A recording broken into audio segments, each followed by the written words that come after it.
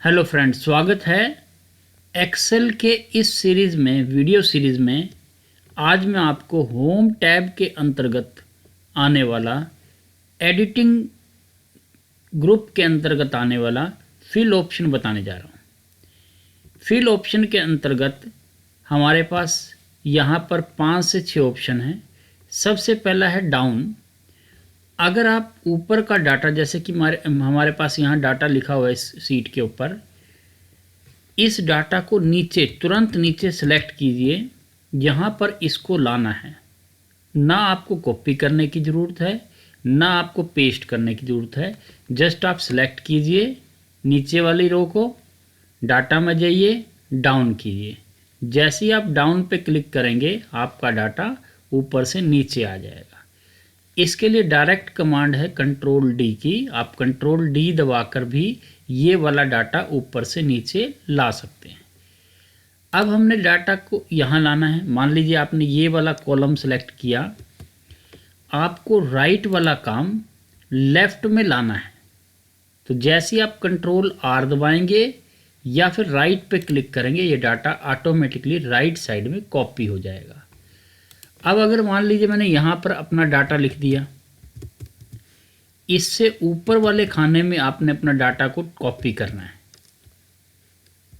मान लीजिए मैंने इस एरिया में डाटा लिख दिया, इसी डाटा को मुझे ऊपर लेके जाना है। तो मैं सेलेक्ट करूँगा ऊपर वाले एरिया को, फिर डाटा में जाऊँगा, फिल में जाऊँगा, फिल में जाने के बाद अप कर दूँगा, तो ये डाटा हमारा ऊपर की तरफ कॉपी हो जाएगा।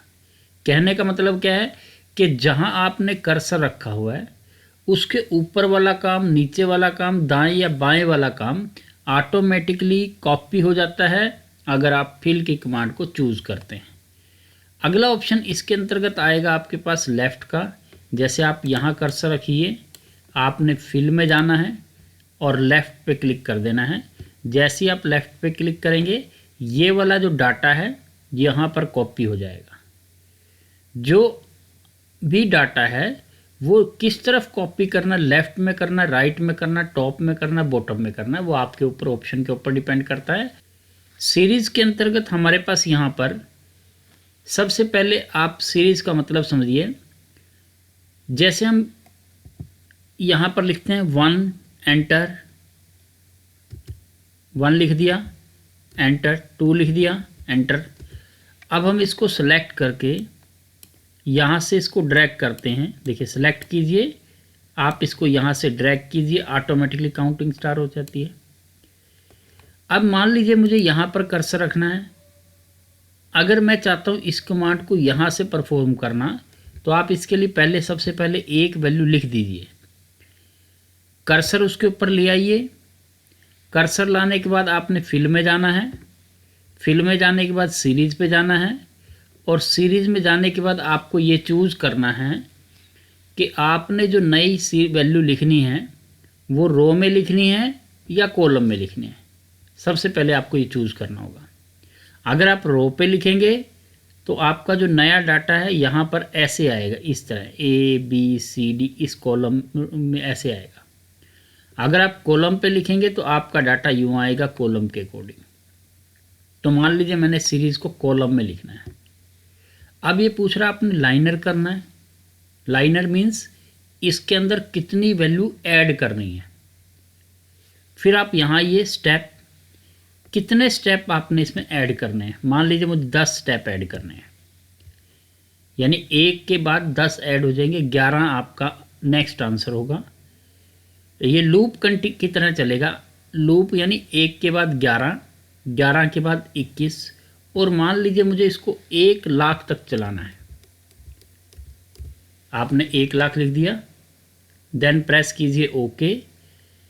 देखिए, सबसे पहले आपने ये सिलेक्ट करना है कि आपको डाटा कॉलम में लिखना है या रो में लिखना है, मतलब आपको यूँ लिखना है कि यूँ लिखना है। फिर आपको ये डिसाइड करना है कि आपको लाइनर करना है यानी जमा करना है। फिर आपको ये डिसाइड करना है कि कितनी वैल्यू आपने बढ़ानी या कितनी वैल्यू आपने आगे इंक्रीज़ करनी है। एंडिंग नंबर क्या होगा यहाँ पर लिखेंगे, ओके प्रेस करेंगे तो आप देखेंगे ऑटोमेटिकली आपकी 1 के बाद 11, 11 के बाद 21। हर बार आपका नेक्स्ट वैल्यू में 10 जुड़ रहा है। और कंट्रोल दबा के आप बॉटम वाली एरो दबाइए, लास्ट वैल्यू आपकी 9991 है, क्योंकि इसके अंदर अगर आप 10 और जोड़ देंगे तो 1,01,000 हो जाएगा, तो जो कि 1 लाख से बड़ी वैल्यू है। अभी इसके अंदर दूसरा स्टेप क्या है, देखिए मान लीजिए मैंने यहाँ 1 लिखा, अब मैं चाहता हूँ इस 1 के अंदर 10 और गुना कर दूँ। इसके लिए हम जाएंगे फिल में, जाएंगे सीरीज़ पर। अब हमने क्या करना है, फिर मैं वही कॉलम सेलेक्ट करता हूँ, ग्रोथ करता हूँ। अब मुझे इसके अंदर 10 को गुना करना है, यानी लास्ट वैल्यू में 10 को मल्टीप्लाई करना है। फिर हमने स्टॉप कहाँ करना है, मान लीजिए मुझे 1 लाख पे वापस या 10 लाख पे स्टॉप करना है। देन ओके प्रेस कीजिए। अब आप देखिए, अब आपकी वैल्यू जमा होने के बजाय लास्ट अगले स्टेप में 10, 100, 1000, 10,000 इस तरह आपकी मल्टीप्लाई होती जाएगी। इसी तरह अगला ऑप्शन हमारे पास इसके अंतर्गत आता है, फिल में जाइए, सीरीज में जाइए, यहाँ पर आपने डेट का मायने रखता है। देखिए डेट के लिए हमें क्या करना होगा, आपको फिल में जाना है, सीरीज के अंतर्गत जाना है, डेट पे क्लिक किया, आपने यहाँ पर मंथ बढ़ाना है, वीक बढ़ाना है, ईयर बढ़ाना है, यानी अब स्टेप वैल्यू आपका डेट यूनिट हो गई है।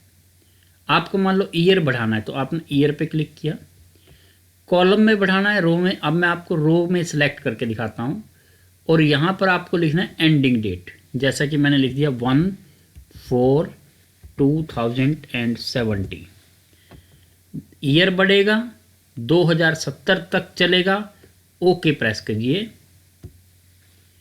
अब देखिए 2001, 2, 3, 4, 5 एंड देन कंट्रोल दबा के एंड दबाइए 2070, तो ऑटोमेटिकली 2070 तक आपकी डेट लिखी गई है ईयर बाय ईयर। कंट्रोल दबा के आप एंड के बाद वापस दबाइए, वापस फर्स्ट कॉलम पे आप आ जाएंगे। अगला ऑप्शन इसके अंदर क्या आता है, मान लीजिए मैंने ऐसे संडे मंडे लिखा हुआ है।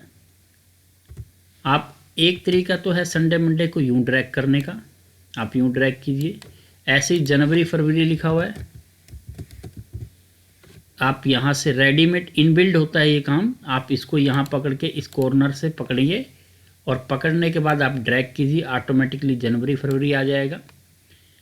इसी तरह अगर आप शॉर्ट फॉर्म में लिखते हैं, मान लीजिए अप्रैल से लिखना आपने स्टार्ट करना, APR, पूरा अप्रैल नहीं लिखना, APR लिखा, आप इसको ड्रैग कर लेंगे तो आपको वहीं से स्टार्ट हो जाएगा। लेकिन यहाँ पर इसमें कमांड में क्या दिया हुआ है, आपने पहली वैल्यू लिखी, सेलेक्ट किया डाटा को,